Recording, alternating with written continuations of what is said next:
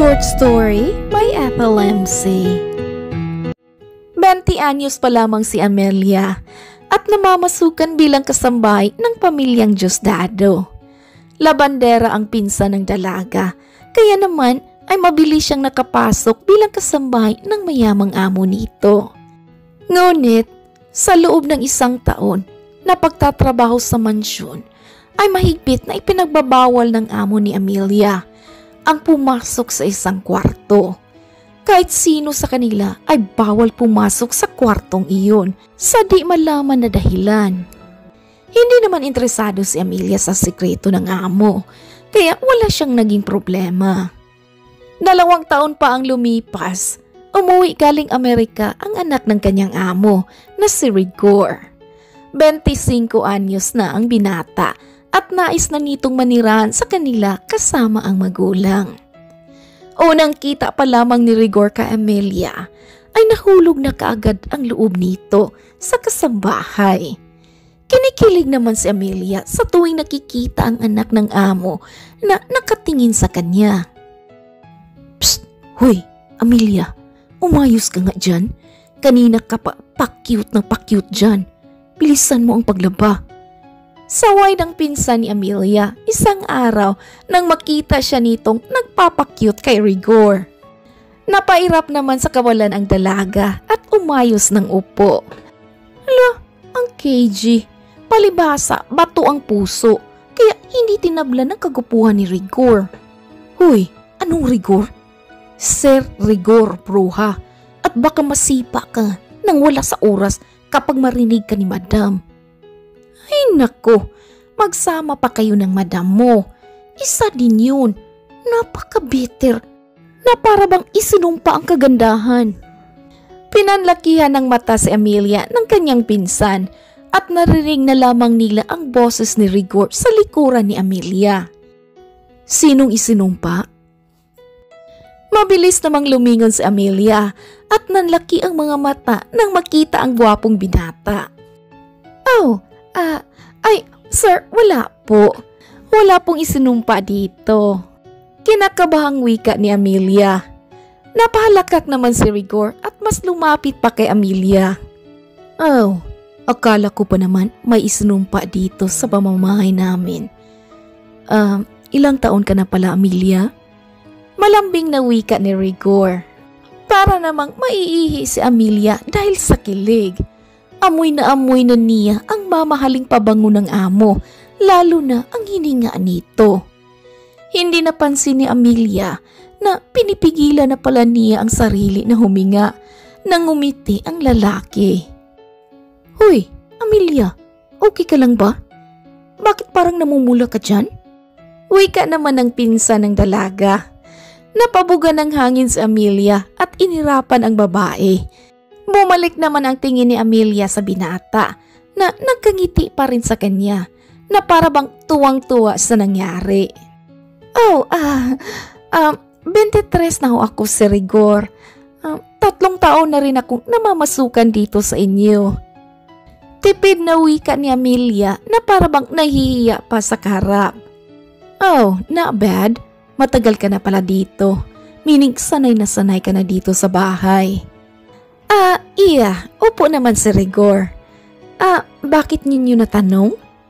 Well, nais ko lang sabihin sa iyo na na-type kita at nais kitang ligawan. You know, ligawan as in ligaw. Nanlaki ang mata ng dalawang babae sa narinig. Hindi sila makapaniwala sa sinabi ng binata, lalo pa at nakangiti lamang ito. Ano? Anong klaseng type ho, sir? Type kulitin? Type paglaruan? O Hindi na natapos ng dalaga dahil bigla na lamang siyang ninakawan ng halik ni Rigor. Napasingap muli ang dalawang babae, lalo na si Amelia. Type mahalin, Amelia. Yan ang klaseng type na nais kong ipaabot sa iyo. So, ano na?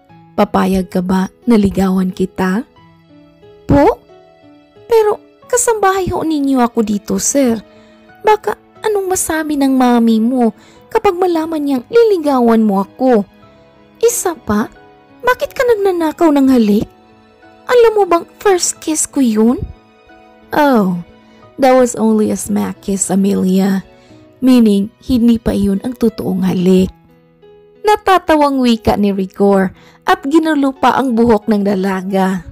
Napangiti na lamang sa kilig si Amelia at kinagat-kagat pa niya ang kanyang labi. Well, hindi mo kailangang sumagot ngayon. Maghihintay ako. Pero asahan mong may mga sorpresa akong gagawin para sa iyo araw-araw. Umalis na si Rigor sa harap ni Amelia habang nakatulala lamang ang dalaga. Maya-maya pa ay nagsisigaw na sa kilig si Amelia at halos masabunutan pa nito ang kasamang babae dahil sa nararamdaman. Napailing naman ang kanyang pinsan. Lo, hindi ka ba natatakot sa nararamdaman mo, Amelia? Mukhang nagbibiro lamang yung anak ng amo natin.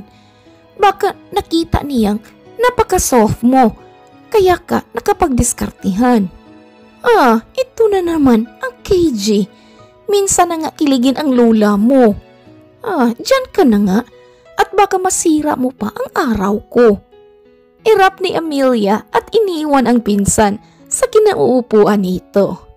Samantalang si Rigor naman ay napangiting maalala ang reaksyon ng babaeng naiibigan.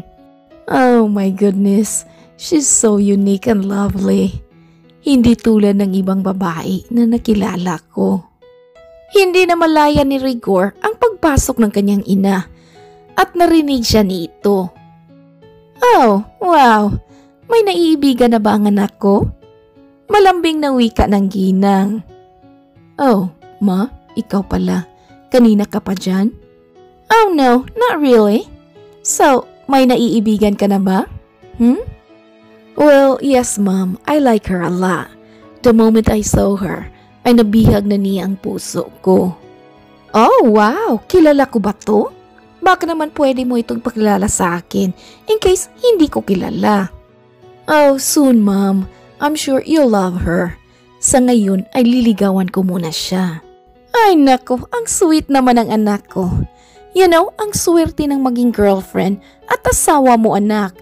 Magkakaroon siya ng gwapong boyfriend at mabait na biyanan. Masayang wika ng ginang at ganon rin si Rigor.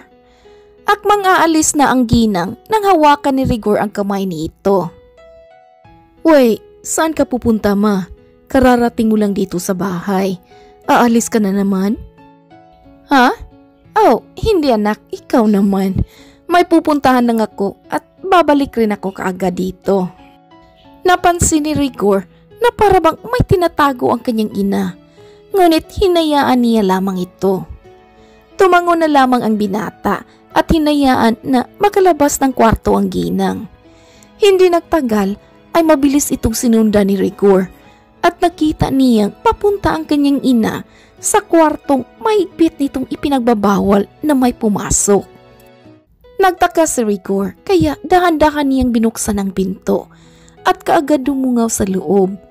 Nakita ng binata ang kanyang ina na naglilinis ng mga malalaking vase na nakahilira sa loob. Ngunit napansin ni Rigor ang isang vase na dobleng ingat na nililinisan ng kanyang ina. Anong special ng vase na yan?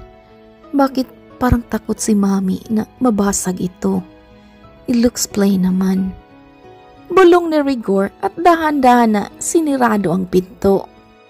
Ang hindi alam ni Rigor ay tahimik na umiiyak ang kanyang ina sa loob ng kwarto habang naglilinis ng mga bagay na naroon. Titig na titig ang ginang sa vase na labis niyang kinamumuhian. Nagkagusto na ang anak ko. Kailan ka paalis sa pamamahay ko? Ilang henerasyon pa ba ang pahihirapan mo? Ikaw ang nagdadala ng sumpa sa aming angkan at patuloy kang mabubukadkad sa tuwing may isang umiibig sa pamilya. Please, sana lang umalis ka na. Sana mawala ka na upang maging masaya na kami. Bulong ng ginang at nilagay sa gilid ng kwarto ang vase. Namatay ang asawa ng ginang sa di malaman na dahilan. Pero malakas ang kutob ng babae na dahil iyon sa vase na namana nila. May sumpa ang bagay na minana pa niya sa kailang kanunununuan. At natatakot ang ginang na mamamana ito ng magiging pamilya ng kanyang anak na si Rigor. Bumalik sa sala ang binata at nakita niya si Amelia na kumakanta habang naglilinis. Biglang napangiti si Rigor at nakalimutan niya pansamantala ang ina. Wow, ganda naman ang boses natin ah. Wika ni Rigor na ikinagulat ng dalaga. Oh, Sir Rigor, ikaw pala. Oh yeah, ako lang to, ang lalaking magmamahal sa'yo. Biro pa ni Rigor na ikinatawa ni Amelia.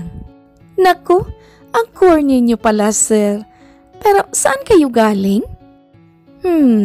Diyan lang sa tabi-tabi. Bakit?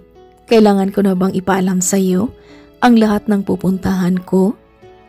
Malambing na wika ni Rigor at kinindatan pa si Amelia. Namula ang muka ni Amelia dahil sa hiya. Oh, hindi naman po. Pero may nais pala akong sabihin sa iyo, sir. Oh, okay. Go on. Ano ito? Papayag na pala akong ligawan mo. This is sound corny pero gusto rin kasi kita. Oh, really? Kung ganun, tayo na? Po? No, hindi ah. I mean, hindi pa. Gusto ko ring ma-experience ang feeling na nililigawan, no? Napahalakak na lamang ng tawa si Rigor at mabilis na niyakap si Amelia. Oh yeah, of course. Kailangan ko pa rin ipa-experience sa iyo ang feeling na nililigawan.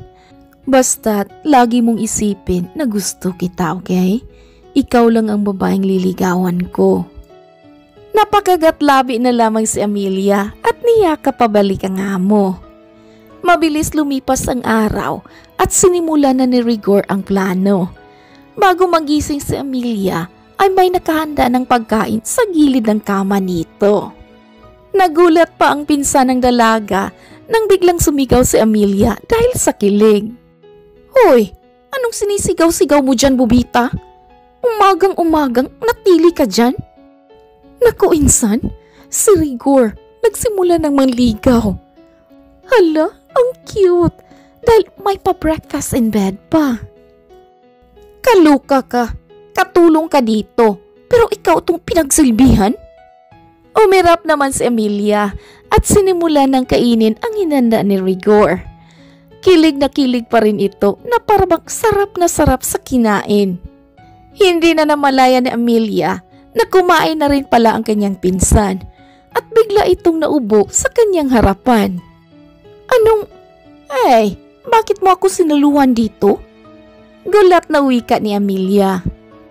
Ano ba to? Pagkain ba yung kinain mo, Bubita?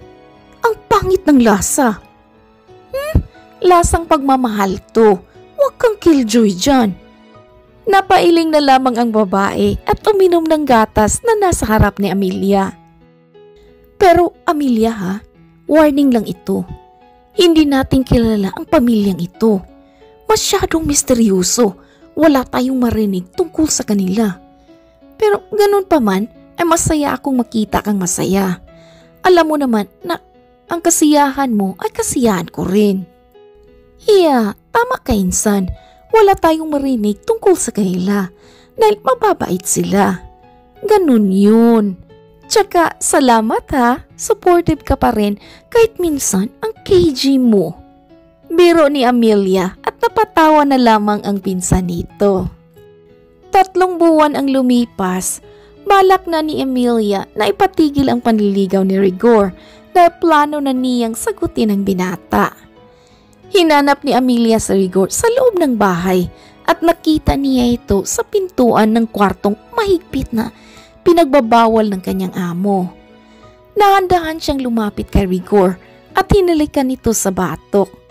Gulat naman si Rigor ngunit agad ring napangiti nang makita ang magandang si Amelia. Oh, ikaw pala. Hinanap mo ba ako? Tanong ni Rigor habang hinaharap si Amelia. Oh yeah, kanina pa ako naghahanap sa'yo. Anong ginawa mo dito? Tinitingnan ko lang si Mama. Naglilinis muli ng mga vase sa loob. Ikaw, bakit mo ako hinahanap? Well, nais kong sabihin sa iyo na dapat tumigil ka na sa panliligaw sa akin. Nahihiyang wika ni Amelia at napakamot pa sa kanyang ulo.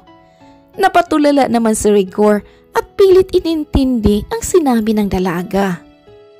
Wait, what? Pero Amelia, akala ko ba gusto mo rin ako? Kaya nga, gustong-gusto rin kita.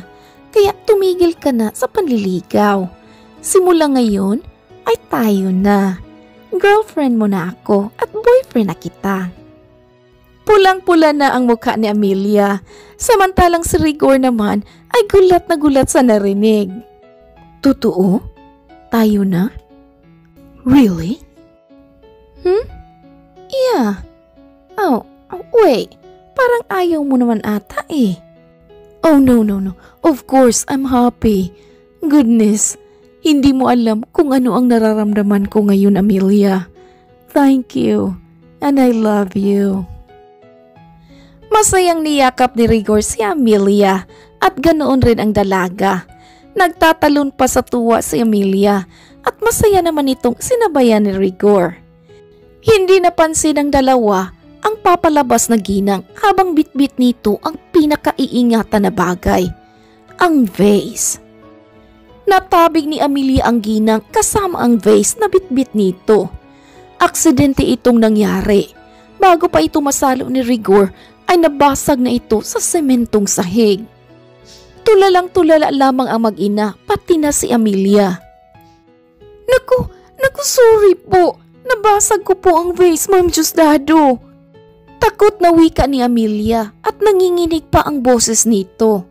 Sa oras na iyon, hindi nakaimik ang ginang at biglang umihip ang malakas na hangin na parabang galit na galit at dahan-dahan na naglaho ang nabasag na vase sa harap nilang tatlo. Nanlaki ang mata ni Amelia at ganoon rin ang mag-ina. What's happening, Ma'am?